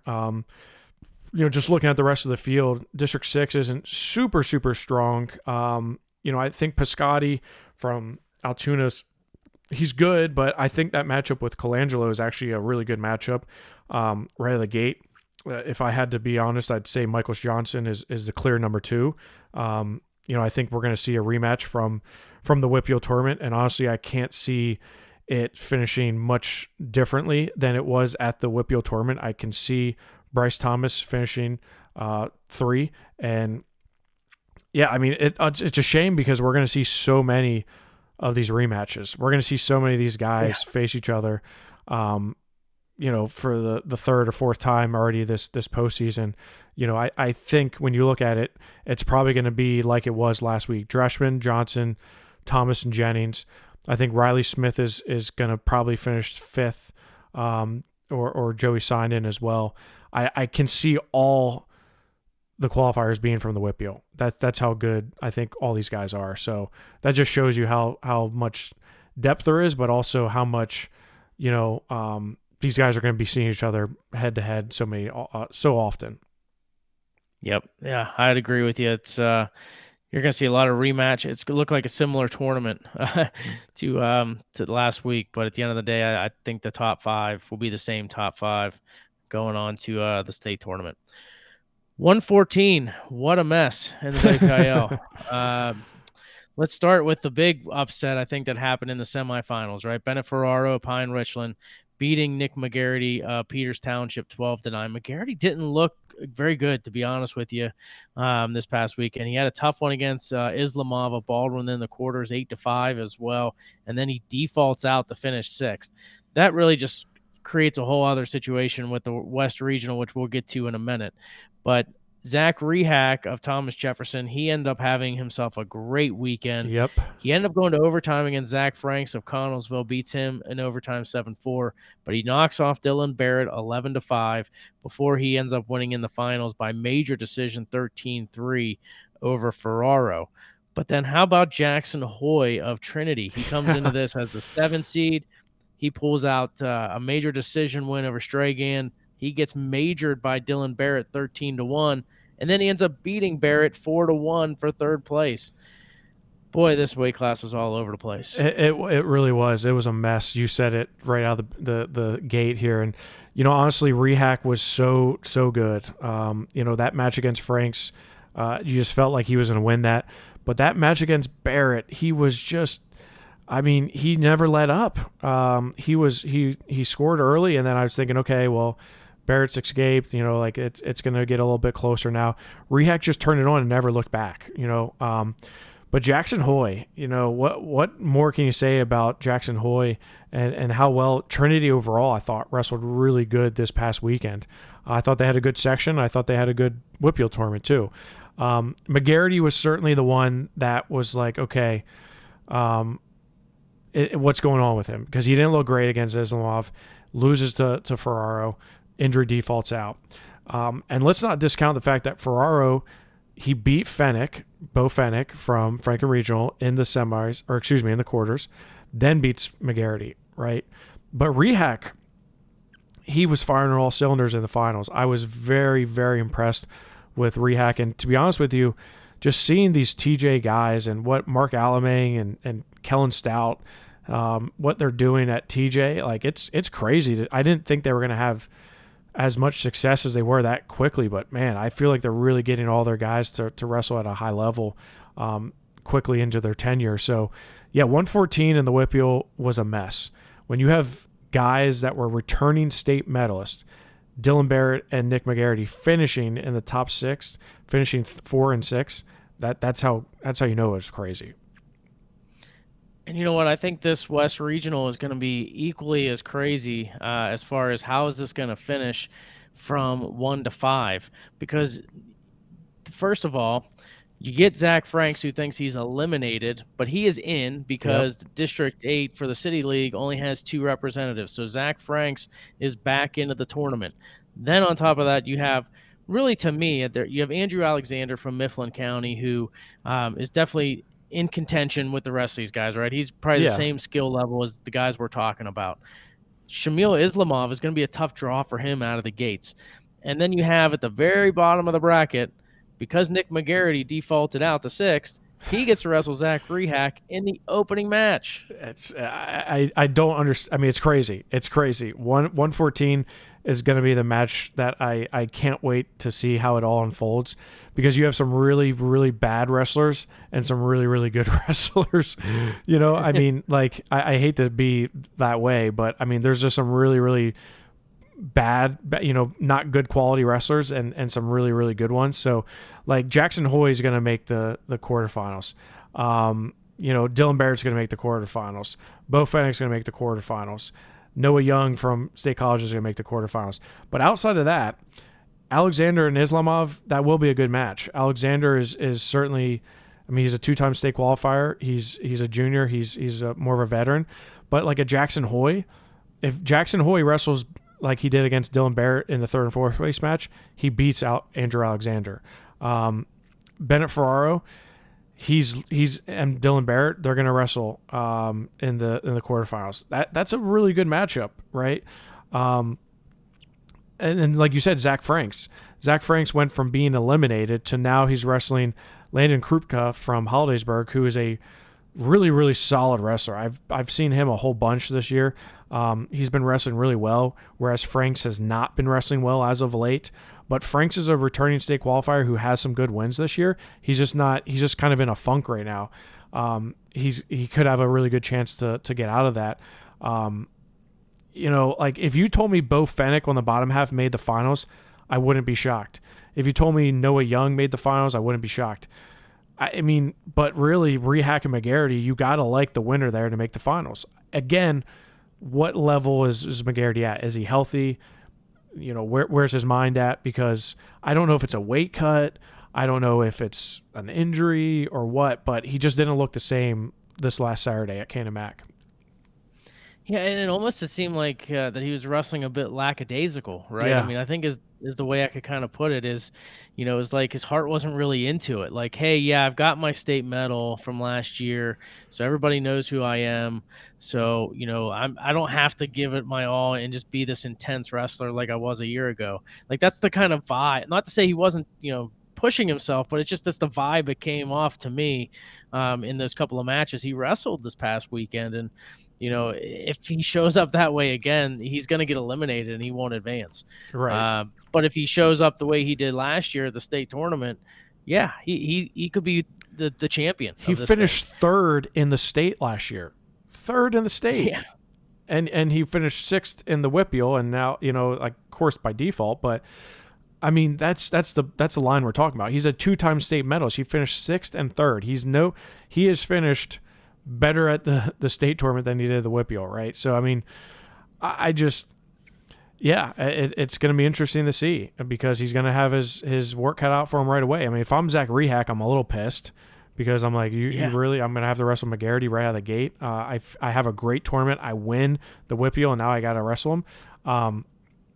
But I'm also feeling pretty good because I just beat the kid pretty handily that beat him. So, yeah, 114 is going to be a roller coaster, and I'm here for it. and to be honest, Jeff, I could see the WPL getting 5 out of here again. Yeah, I'm going to say 4. I'm going to say 4 because I think Andrew Alexander is too good to not make it to Hershey. And I think Krupka is a sneaky one there, but I think they'll get at least 4 for sure. 121 pounds, Landon Sidden of Norwin. Crazy to think a junior finally wins his first WPIAL title, but that is the case. Obviously, finished as a runner-up as a freshman, and was was injured last year, so did not wrestle. But boy, I'll tell you what, Jeff, I wasn't sure what was going to happen first. Was it going to be something happening between Sidden and Kapusta or the dads, right? Because they were both very intense, shouting at one another and pointing, and I thought that this could be it, right? But Landon Sidden looked very good in that final, getting the fall over Kapusta to win the WPL championship. Yeah, I mean, it's crazy to think that that's his first WPIAL championship, but for considering he's the number one kid in the nation, but that's just the way it is. And I agree with you. I mean, I don't think there's any love lost between Nico Kapusta and Landon Sidden or Brian Kapusta and Dave Sidden. So, it is what it is. But this was a really deep weight class. I mean, you've got a state medalist and Tommy Gretz taking third, beats Colangelo again. I thought Robert Cordova wrestled really well, finishing in 5th place. He's somebody that, was close with Colangelo. Now, let's not forget, he was 5th out of the East, Greg. Cordova was 5th out of the East and finishes 5th in the WPIAL, right? The East was just really deep at this weight class. Beats Gardner, which was a big win for him. Schaumburg takes 7th. Yeah, this was a really fun weight class. Yeah, and you look at the WPIL as far as how it shakes out for the West region. Obviously, there is a very talented individual, right, in Mateo Gallegos of Du Bois. But outside of that, I mean, the WPIL again has an opportunity to get at least 4, potentially 4, to the state tournament. Yeah, and I would say Luke Young is also in that mix. Luke Young is somebody who has a win over Colangelo. He has a loss to Gretz this year, but I expect him if I think he's probably going to get in as well. So I would say the WPIAL is going to get the WPIAL is going to get 3 through with Sidon, Kapusta, and a Gretz or a Colangelo. Because I do believe Gallegos. I mean, he's a returning state runner-up. I mean, he's really solid. Not saying he's going to beat Sidon, but he's certainly going to be in the top 5. And I think Luke Young has had a good enough year. I think he's had wins over Schaumburg already. Like I said, wins over Colangelo at the state tournament. Did lose to Tommy Gretz, but yeah, he's right in the mix. The question for me is, can Nico Kapusta, right? Because when you look at the way the brackets are, for me is can Nico Kapusta and can he get over Mateo Gallegos? Because Gallegos is going to have a tough path. He's going to have Gardner right out of the gate. Then he's going to have Gretz, who is a state medalist. And then he's likely going to see Nico Kapusta. So he's going to have to run the gauntlet of the WPIAL to get to the finals to even have a chance against Landon Sidon. Yeah, and even looking at Kapusta, right, he's going to have to have a couple of big wins himself. Not only will he potentially have to beat Gallegos, but he'd also have to get through Luke Young as well. So Yeah. that bottom half is it's a gauntlet down in the bottom half at that weight. 127-pound Santino Sloboda of Butler. He was your champion, 4-0 over Dom Canale of Trinity. And it was Nolan Rice of Connellsville who finished in third place with a decision over Colton Klippa of Norwin, 4-2. Yeah, and for Nolan Rice, he avenges that loss to Klippa from the East section, ends up beating him this time around 4-2. I think those guys could wrestle 100 times and it would be 50-50. I will say Sloboda, he got pushed. I'm not saying it was like the Nick McGarity situation, but that Nolan Rice match, like, he didn't look great. He just didn't. He looked like he was getting bullied a little bit by Nolan Rice. He looked like he didn't want anything to do with being on the mat there.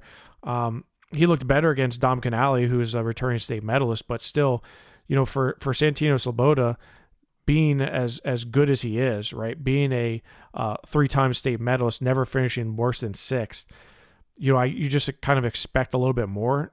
Maybe that's just a testament to how good the WPIAL is here at 127. But I was a little surprised to see him being pushed a little bit. Yeah, and honestly, the couple of points Rice picked up, right, were stalling calls Yeah. from Sloboda at the end of the third period. And it's one of those things that a veteran like him, you shouldn't be backing straight up, right? Like, you should be able to circle and, show a little bit of activity. And that match was very physical. I mean, I think the scores table got hit like 4 times in that match. But to your point, right, I think if you're, I mentioned lackadaisical for McGarity, it seemed like Sloboda was a little bit of that himself, where it didn't seem like he was, quite himself in that match against Rice and even to a degree with Canale. I think, he did what he needed to win, but he just didn't seem like he was quite himself. Right. And when you look at the West Regional, Sloboda's got a tougher draw, I would say. He's got DeSantis of Penn Trafford out of the gates, but Gavin Heverly of Central Mountain is at the top. And then you have Cale Davis of State College, who he's going to be if he wins over a potential Colton Klippa of Norwin in the quarters. So top half is not easy sledding, so to speak. Yeah, you know what? I mean, Klippa and Cale Davis, they wrestled last year at the same tournament at the West Region, with Klippa winning that 5-2. I can remember that matchup. And these guys are on a collision course to wrestle again. I don't see either one of them losing in their first round matchup. So, for Sloboda, I think he's in the driver's seat. He should be in the finals. He should win this, right? But a guy like Declan Barr from Altoona, who's wrestling really, really well this year, has had a really good offseason, propelled himself into the national rankings. I think Dom Canale should be the guy, right? But Nolan Rice, I mean, when you look at Declan Barr, he's going to have Carasolia from Hempfield. Then he's going to get Nolan Rice. then he's likely going to get Dom Canale. So again, he's going to have to run the gauntlet of the WPIAL to get to the finals to have a chance against a Santino Sloboda. But Cale Davis and Colin Klippa, that's a big matchup for me. I really want to see who comes out on top there. If you're asking me who gets through, I would say they probably get three. I'd say three for sure, four potentially. I think Sloboda and Canale and Rice and or Klippa will get through, with a potential for Rice and Klippa both to get through. But I really like Cale Davis, so I can't see him not getting through. But that matchup with Klippa is paramount. Yeah, I agree with you. I think definitely I like three for sure with the potential of four. But I wonder if Canale and Barr will wrestle because they wrestled three times last year. Canale won all three of them. He did. 9-4, 7-0, 6-4, right? So they've got a lot of history from last year, wrestling twice at the West Regional, then at the state tournament as well. And I remember those matches being very entertaining. They were. We'll see if they happen again. But yeah, to your point, Barr's going to have to definitely run the gauntlet to get there. But should be interesting to see which wrestler is going to be sitting at home, right? Because I think the WPL has a solid, top four here in this weight class, and with District 6 bringing two solid guys, one person is going to be left home. 133 pounds, Cale Yannick of Moon. He was your champion over Evan Tolliver of Ringgold, 9-5. So to me, I think we talked about this last week, Jeff. Yannick and Emma being on the top half, they seem like the top two guys, right, in this weight class, and Emma ends up finishing in third place. But this bottom half ended up being a mess, right? Yeah. Lynn of Connellsville beats Murphy 7-2. Tolliver not only beats Stediford, first off, he beats Snatchko. He was losing 3-1, gets a fall over him. Snatchko ends up finishing in fourth place. Stediford, the number 2 seed, gets majored by Tolliver. Then Tolliver majors Lynn as well. So Tolliver put it together and had a great weekend. But it seemed like the top two guys were at the top half of the bracket. I mean, I don't think there's any doubt. I mean, that the top two guys were in the top half of the bracket with Cale Yannick and John and Emma. And, we talked about this at the section tournament, but, that win that Murphy had over Emma, I give a lot of people mulligans. And I know Kiski, there's guys already feel some type of way about me. So, I don't, it is what it is, but I don't know why Emma was on the same side as Yannick. Right. So, Tolliver took advantage of the situation and made it to the finals, but I think on paper it was Cale Yannick and John Emma, the top two guys, with Tolliver and Snatchko being 3 and 4. This was a fun weight class just because there was so much like confusion on that bottom half. Landon Lynn, just comes out, lays an egg, and then boom, he gets teched by AJ Snatchko. Stedford has the injury default out. There was a lot of things happening here that just didn't make sense to me.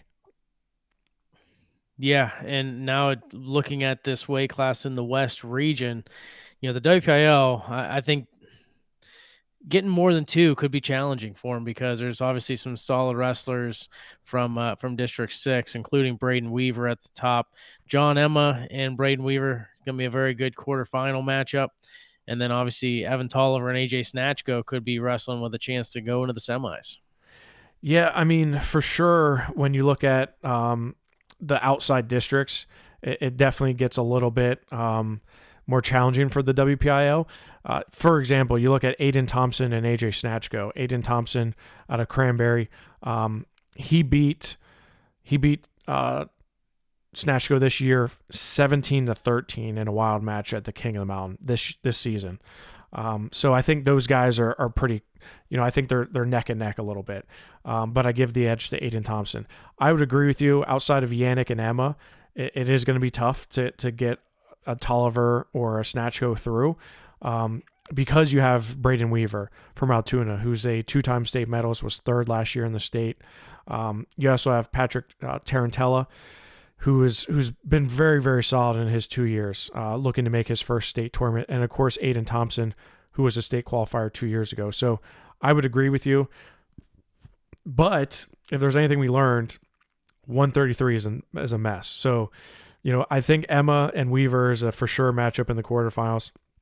I think Tolliver and Snatchko 1000% will wrestle again in a rematch from the third and fourth place match. Or excuse me, that was a rematch of, what was that a rematch of the of? What quarterfinals. quarterfinals, right? I was gonna say I knew it was one of those rounds, quarterfinal round.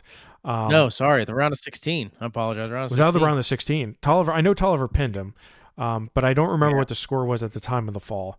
it was 3-1 at the time of the fall. But yeah, that was the Okay, round of 16. okay, so that to me is a big time matchup, because if you told me Snatchko ends up making the semifinals, I wouldn't be shocked. Um, Aiden Thompson and Landon Lynn is probably the best first round matchup, because I think all the other ones are pretty much set. I think the winners are all pretty much set. Cale Yannick, I believe, will beat Gus Stedford, especially if Stedford had to injury default out. Now, it's crazy to me because Stedford, he's placed 3 times at the regional tournament. He's placed 5th, 7th, and 6th. I don't know many people that have placed 4 times at the regional tournament, but have yet to qualify for a state tournament. So part of me kind of feels like I hope he does, but yeah, I think the WPIAL probably is only going to get 2, maybe 3, maybe. Yeah, Stedford, I mean, you're talking about the top 2 seeds in a WPL tournament facing off here in the opening round. So, there is that too, where the That's committee true. last week felt Thought these they two were are the one best and two in the two. weight. Yeah, that's very very true. Good point, Greg. But at the end of the day, I would agree. I think I like Yannick. I like Emma to potentially advance. I think it also kind of depends how the bracket falls too, right? In those consolations, to see who might advance. I think we're talking like could be an all WPIAL fifth, sixth place matchup with one guy being able to advance. 139 pounds in the WPIAL tournament. Collier Hartman of Cannon McMillan. He was dominant as he was teched his way all the way through with 4 tech falls to win it, including a tech over Brooks Blasco. Blasco beats Smith in the semifinals 6-2. And then Smith ends up coming back for third place. I think the one wild card we talked about last week at this weight, Jeff, was Olympic Soraro of Mars. He ends up finishing in 5th place in this weight, but he dropped a loss to Bencho of West Allegheny in the quarterfinals 4-2, and then dropped a 3-0 decision to Smith in the Consi semis. Yeah, I mean, it made you look really bad because you convinced me that Soraro should have been the second seed, right? I was like, yeah, you know what, that I didn't sounds say good. second. I You just said third. okay? Well, whatever. You said he should be in the top 3. Well, this was a huge return because just a month removed, or actually a month and like 2 weeks, Soraro beat Bencho 15-0 on January 3rd at the MAC tournament. Bencho turns around and beats him 4-2 at the District 7 tournament. That to me, Soraro, I mean, he dominated 15-0. Yeah. And I mean, I don't know did Soraro just not show up, or did Bencho just get that much better? And to be honest with you, I mean, just watching Bencho this weekend, I thought he looked a lot better. Beat a tough Daniel Smith 5-4, and then he was in that match with Chase Smith. So, Soraro, yeah, I mean, he's going to but the thing is, you advance to the next week. He has a chance to get to the next week, and I think I think he'll be fine. But to be honest with you, the story here was Collier Hartman and how dominant he was. Kind of what we were looking for against some of these other guys like Nick McGarity, Santino Sloboda. Collier Hartman he was that good. Yeah, he really was completely dominant, and showed that he is the best wrestler at this weight class for the WPIAL.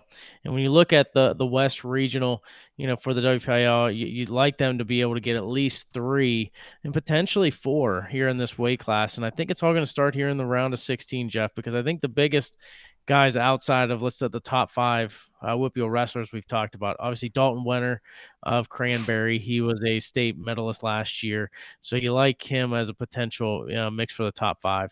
The other wrestler is Wyatt Long, Belafont. Olympic Soraro gets him out of the gates. So if you're looking at, hey, can Soraro get into that mix of the top 5? It starts right away against Long. Yeah, that's for sure. When I looked at the brackets, I had that circled as definitely the weight that needed to kind of flesh out where guys are. And Wyatt Long and Olympic Serraro are definitely, that's a banger first round matchup. I'm excited to see that one. Wyatt Long is a senior. He's been really good for a really long time, just hasn't made it to the state tournament. Last year, he was sixth in the West region. So clearly he's somebody who is very close to making it to the state tournament. And then you have a freshman who just had probably one of his worst tournaments of his high school career. I mean, he took 2 losses there, which he doubled his amount of losses in just one weekend, right? So how do you respond to that? For me, Collier Hartman and Dalton Wenner are the 2 top guys here. Dalton Wenner, returning state medalist. He's a 3-time state medalist, finished 7th, 6th, and 7th in the state. So he's not worried about making it to states. He's worried about where he's going to finish on the podium. Him and Collier Hartman have split this year. They wrestled at the Powerade tournament, with which Wenner won, and then he wrestled him in the Powerade, or excuse me, the Fred Bell tournament, which we streamed. Hartman beat him up 14-5. It was a really good performance by him. So that's a preview of what we could see in the finals here. But I like the WPIAL's chances with Hartman, Blasco, and Smith. I think the 3 of them should get through, and I agree with you. A Bencho or Serraro could find their ways in, but with a Wenner and Long, you already have a Wenner who I would say is a guaranteed top 5. So I'll say 3, potentially 4. I'll tell you what, if you look at the way the bracket looks too, though, Jeff, it's really loaded in the bottom half, right? Because you have Long and Serraro out of the gates. Blasco wrestles the winner of that one. And then you have Smith and Wenner wrestling each other potentially in the quarterfinal. So when it drops down into the consolations, you could see, let's say Blasco gets it to the semis. You could see Long and Smith battling and knock each other out. Thomas Bencho on the top half, it's pretty clear. I mean, it's pretty clear. He's if he wrestles like he did this past weekend, right? He had a really great tournament. He's in the semis, without a doubt. Without a doubt. I agree with you 100%. And that's one of the things I noticed was the fact that he was in where he is. He has a very easy first-round matchup. I think he's probably going to have Jake Knable, who I think he should win that match. So, yeah, it's crazy how it all falls. It's not right, and it's not perfect, and I don't love it. And there's a lot I can complain about, but I'm not going to. We're just going to talk about what's in front of us. That's all we can do, right? 145 pounds, Kai Vioma of Connellsville. He was a winner by default in the finals over Nathan Klingensmith of Norwin. And your third place finisher was Jacob Chacon of Montour. He wins it was a wild match. He and Aiden Finnegan of Cannon McMillan, with Chacon winning that one by fall after it was 12-12. I was going to say it was probably 12-12, yeah. Yeah, it was Finnegan had a really good tournament, finishing in 4th as a 9 seed. Devin Junko of Trinity, we talked about Trinity having a good weekend. He had a good one as well. But this weight class kind of got, outside of the top 2, it was jumbled up a bit. Yeah, I mean, I think Ian Buccelli is the one that I wonder where he's at, right, health-wise, because he makes it to the semifinals, but then forfeits to Klingensmith and defaults out to 6th. So, if he's able to go, right, because I believe he's in the bracket. He's not in the bracket. No, he's not. He actually okay. Is not. All right. Yep. So they must have updated it, because I could have sworn he was in the bracket to start. So that's not good. So that scratches my point about where he's going to what the health is that he's going to be. So now everyone moves up. Zach Hill moves up to 6th, and then Timko is in, right? Timko is in the bracket. Yes, he's 7-7. So, when you look at this, who benefits from this is Aiden Finnegan. I think Finnegan has a very, he's going to win his first match, and him and Gall, that's a toss-up match. That's a winnable match for him. So yeah, this is definitely favors a Finnegan for 145. So Aiden Coons, I think, is the clear best, the second best wrestler here outside of Kai Vielma, and I expect them to be on a collision course. But I mean, Klingensmith, he forfeited in the finals. How healthy is he? You expect a healthy Nathan Klingensmith to do well and finish in the top 5. But like a Jordan Rutten from Punxsutawney, like, yeah, he's good, but Finnegan can beat him. So yeah, I can't believe Finnegan's got the draw he does. That's a good draw for him.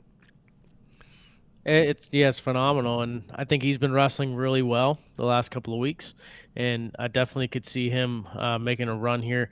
Even Devin Junko, right? I mean, I think him and Rutan there from Punxsutawney, that could be a good opening round matchup too. And obviously the winner gets Klingensmith from Norwin, but that'll be an interesting one as well. As far as like you're looking at, okay, you have Coons, you have Vielma, they're the top 2 guys, but who gets 3, 4, and 5? Right. And that match could help decide some things as well.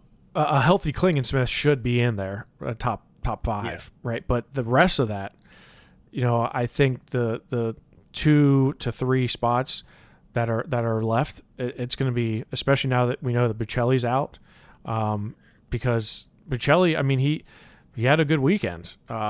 He was second out of the South, and then he beat Halstead and loses or gets injured or has to default out. That opens it up a little bit. 152 pounds for the WPIAL. Mike Ruan of Franklin Regional, he was your champion. He defeats Owen Campbell of Plum 2-1 in the final. Campbell had the big win over Griffin Reed of North Allegheny 7-4 in overtime, and boy, that was a wild one too. That was. Reed got hit late in the third period with that stalling call, forces the overtime, and then Reed got hit again. I didn't see where the third point came from, but I know there was a stall and then a penalty point, or a penalty point and then the escape. But regardless, Campbell ends up getting the win over Griffin Reed, and then from there, Reed ends up losing again in the consolations to Lily from Connellsville, and Noah Curran ends up finishing as your third place finisher. So really, if you're looking at this, Ruan seems like the number 1, the solid one here. Owen Campbell looks solid as a number 2, but it seems like this weight class, outside of those 2, it could go all over the place. Yeah, I mean, it's hard to make sense of it because, like you said, I mean, Ruan, I mean, he's been solid all season. It was a little bit closer with Owen Campbell than maybe I expected. I thought he was going to beat him a little bit more, but it looked like those guys were pretty friendly with each other, and they probably train and know each other pretty well.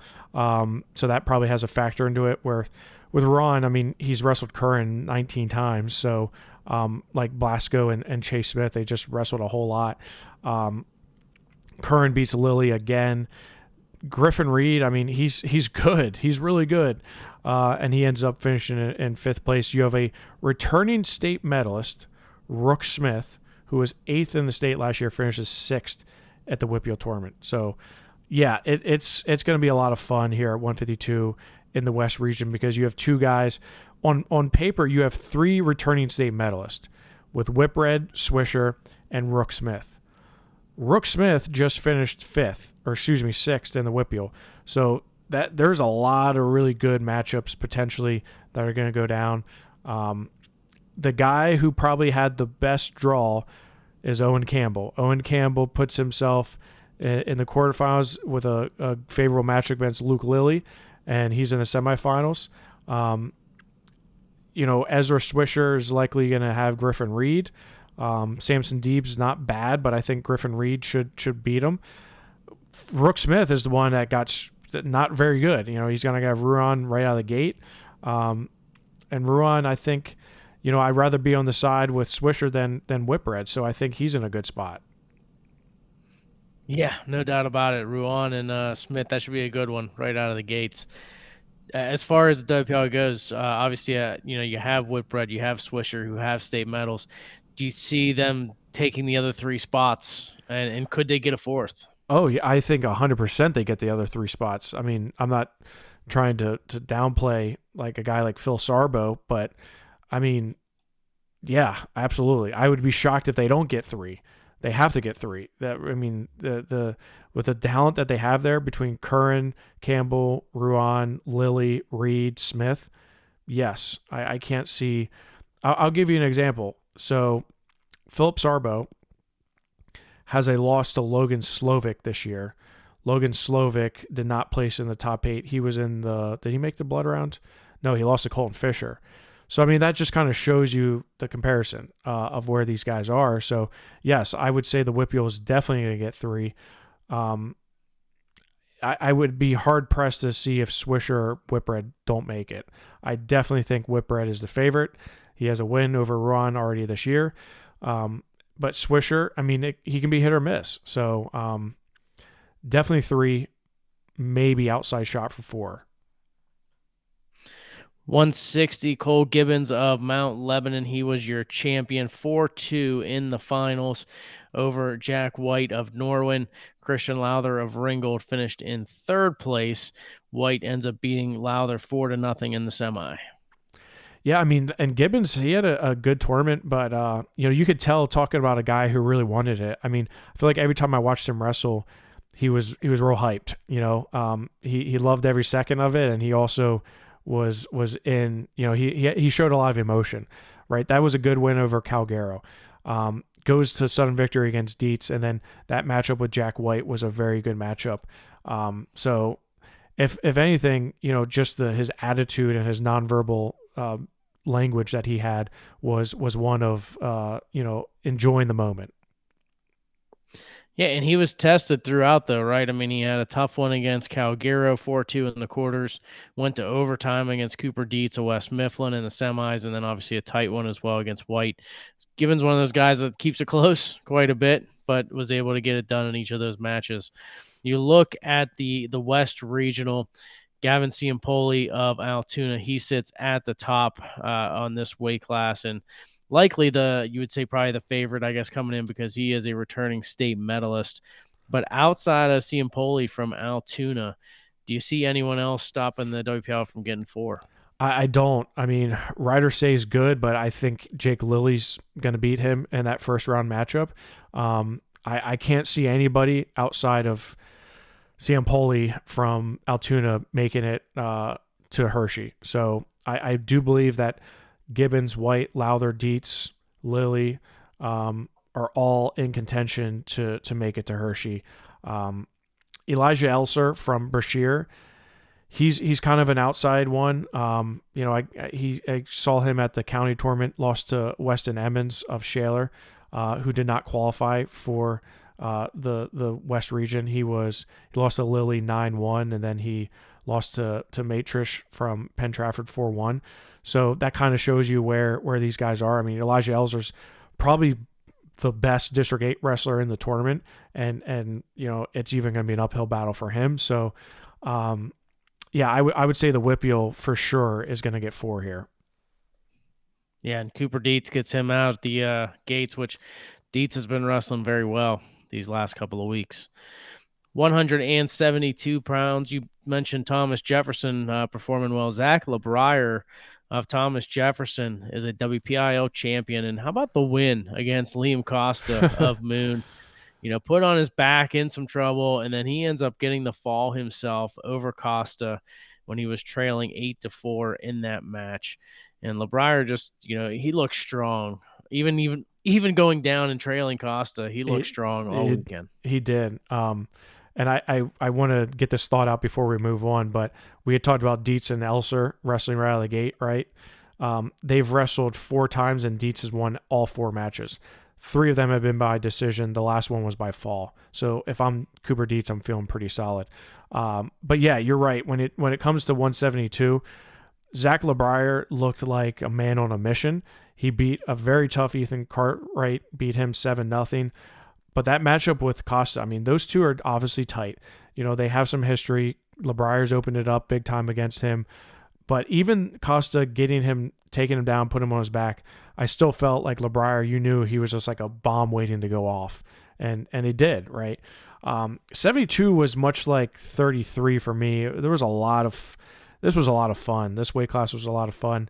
Morvay ends up finishing in 3rd place.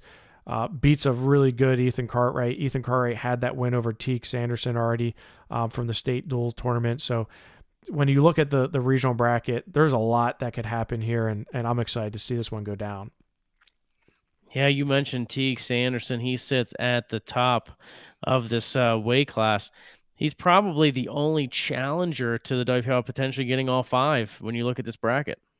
Yeah, I mean, and like I said, Sanderson, obviously the DNA that's flowing through him, right, being the son of Cale Sanderson, is pretty good. But he has a loss to Ethan Cartwright, who was fourth in the WPIAL. So again, logic would say, well, he's fifth best in the WPIAL, right? I mean, if you lost to the kid who was fourth, you think you're fifth best, right? I think he is probably the biggest chance to not keep the WPIAL from qualifying all five. But even then, he's got a tough first round matchup with Caleb Kinsey, who's a returning state qualifier and was seventh in the region his freshman year. So I'm not discounting Kinsey against Sanderson. Now, Sanderson's been wrestling a lot better as of late, but certainly he's taking a loss to Ethan Cartwright. I think that provides some clarity on where things are, because if I'm Ethan Cartwright, I'm thinking, well, I can be potentially in the quarterfinals against Liam Costa, a match that I think he could win. And if not, I think Liam Costa has a pretty good shot to the finals too. So I like that top half just because you have the young Teague Sanderson, you have the state qualifier and Caleb Kinsey, who's not been wrestling well, but then you have Morvay, who just beat Cartwright. You have Costa, who was second in the WPIAL, had the champion on his back.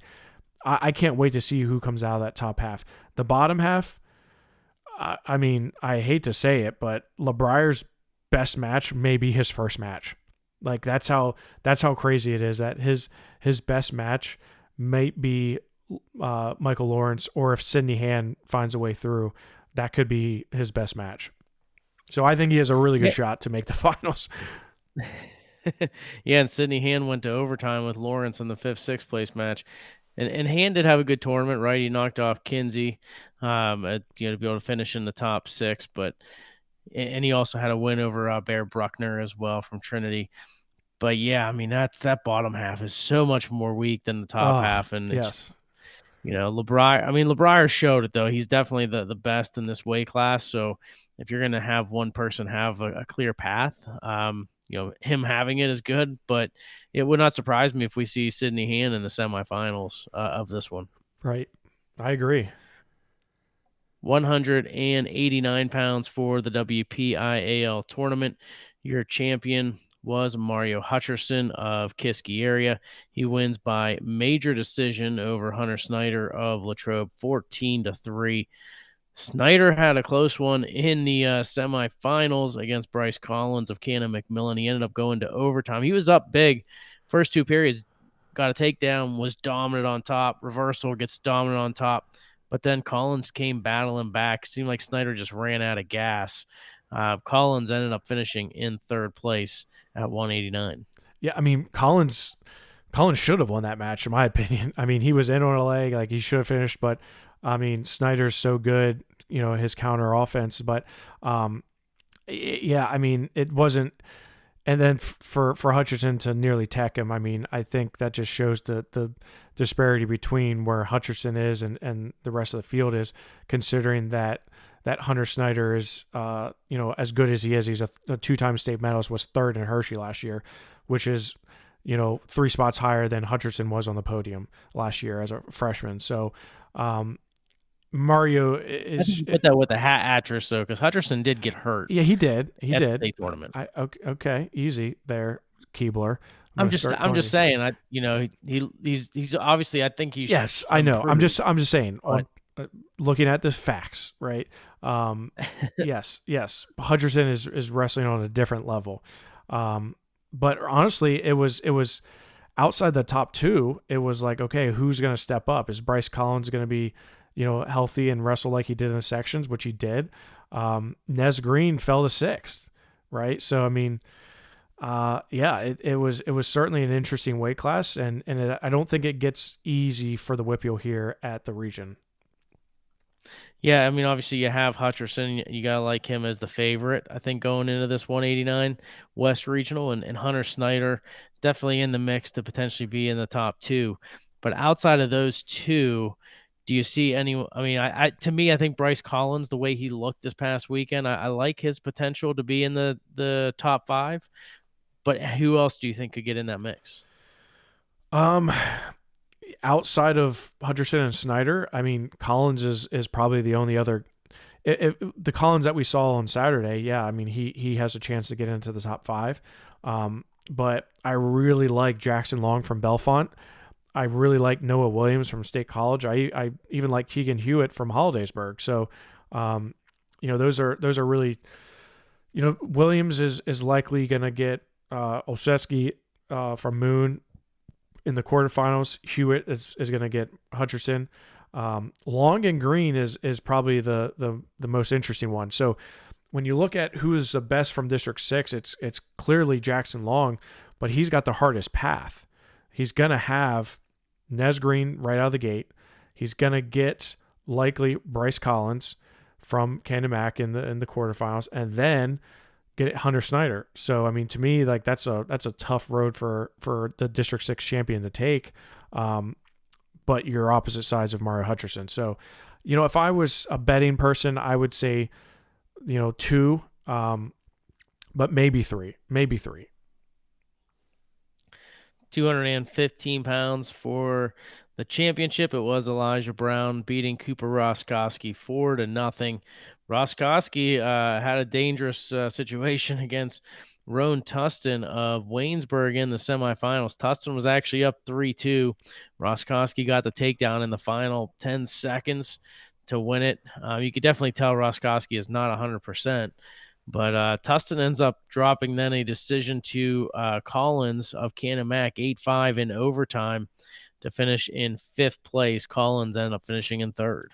Kale Ott is the story here. Kale Ott for me was, I mean, I completely disrespected him by not having him anywhere near the South, or excuse me, the West regional rankings, which was a big mistake on my part. He's had a shortened season this year. He came out and looked like a ball of fire. Beats Healy from North Hills, which had got my attention. But then he beat Braden Collins 8-4 to put himself in the semifinals. Yes, Elijah Brown techs him in under a minute, but he then beats Joey Geller to make it to the consolation finals, where Collins beats him in overtime 4-1. That, to me, Kale Ott was by far the story here. Finishing much higher than I expected on the podium. Elijah Brown is the front runner at 215. There's no doubt. Roskoski is not 100%, which we can tell, but even his not 100% is still pretty darn good. But that matchup with Roan Tustin, I mean, I look at that almost like the Bryce Collins and Hunter Snyder match. Like, Roan Tustin had that match won. Roskoski just took advantage of a situation late to earn the win. This one's going to be fun at 215 because you got Elijah Brown, you've got Kendall Orr from Du Bois, and you've got Cooper Roskoski. These are three of the top ranked guys in the state, right? So they're 1, 2, and 3. You got the returning state finalist in Brown and Roskoski, and then Orr, who was sixth. This is a fun weight. Yeah, I think you have your clear cut top three, and then who gets 4 or 5, right? Because I think there's no doubt that those three are going to take up 3 of the spots. But from there, for the WPIAL purposes, right? Who finishes 4 and who finishes 5? Does, between Kale Ott, you have Braden Collins, you have Noah Tustin, or Roan Tustin, excuse me. I mean, these are all 3 guys that I think could get those final 2 spots. Yeah, I really like Luke Hockenberry from Belfont. Him and Jackson Long both have been impressive all season, so I expect him to make it. He's That's a lost to good Colin. matchup out of the gates. Hockenberry Tustin. I know, I know, and that's a big matchup. That's a big matchup for to see. I think we're gonna find out real quick. Who's gonna make it, because I think that's a telltale match right there. Hockenberry, this is his first regional tournament, whereas Roan Tustin was a state qualifier 2 years ago, right? So I mean, you got to expect this to be a really good matchup. But um, I agree. There's a clear top three. Um, I would say for the WPIAL, you're definitely going to get two with Brown and Roskowski. The question is it going to be Collins? Is it going to be Ott? Or is it going to be Tustin to get that other spot? I could see them getting three for sure. I can see them getting Collins or Ott or Tustin through. It's just a matter of which one. Do I say they're going to get four? I would, or excuse me, four. I don't know. I don't think so.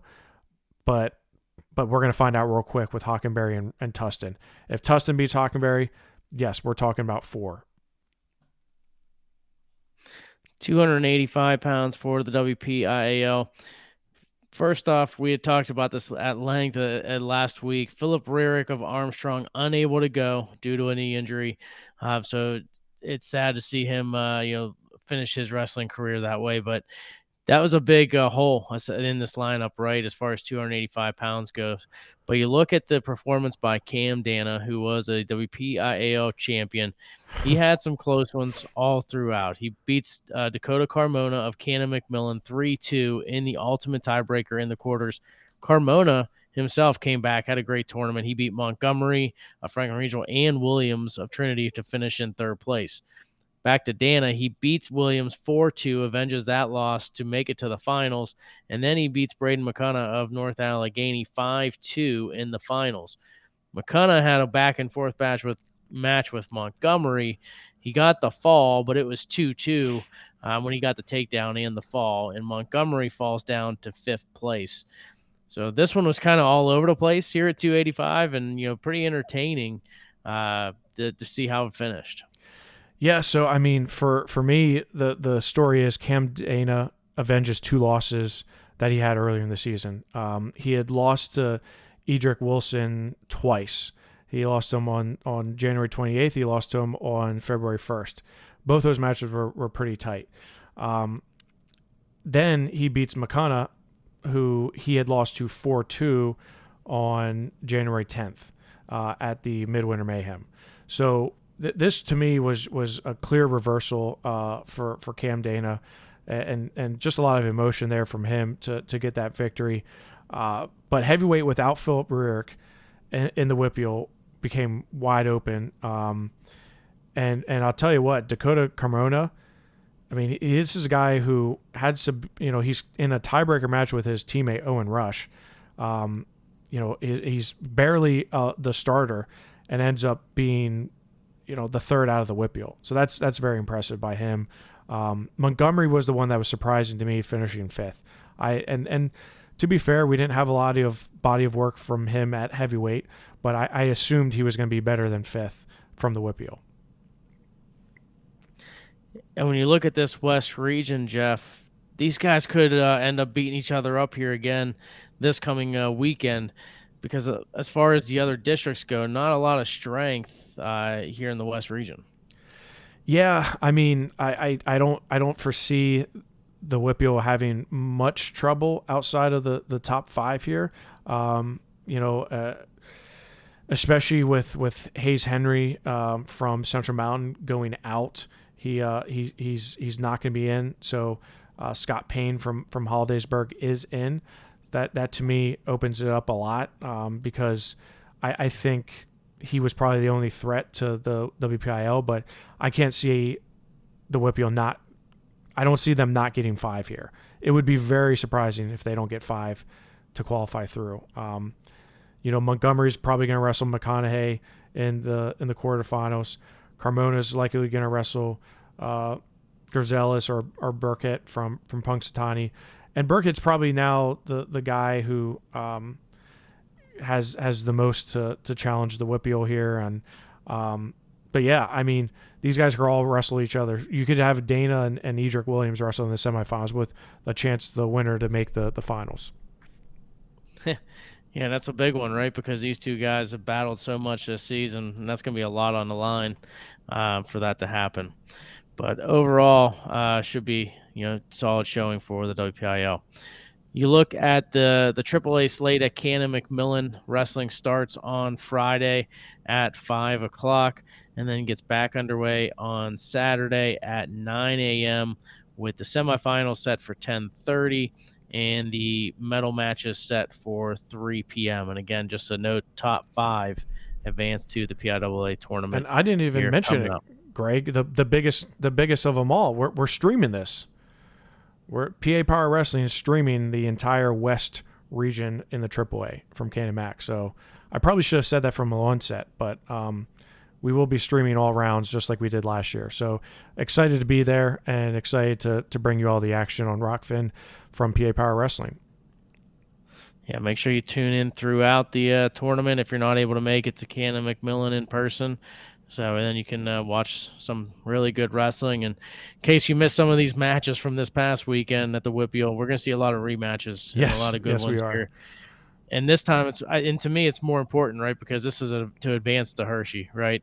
You felt pretty good about advancing to the West Regional, finishing in the top seven, but to advance into the top five is a lot more challenging when you throw a few more guys in the mix too. So, Yep. but overall, we're at 2 hours, Jeff. We've talked a lot of wrestling here tonight, and we got a lot more to talk here over the next couple of weeks. No one does it better, brother. No doubt about it. For Jeff Upson, I'm Greg Warnock.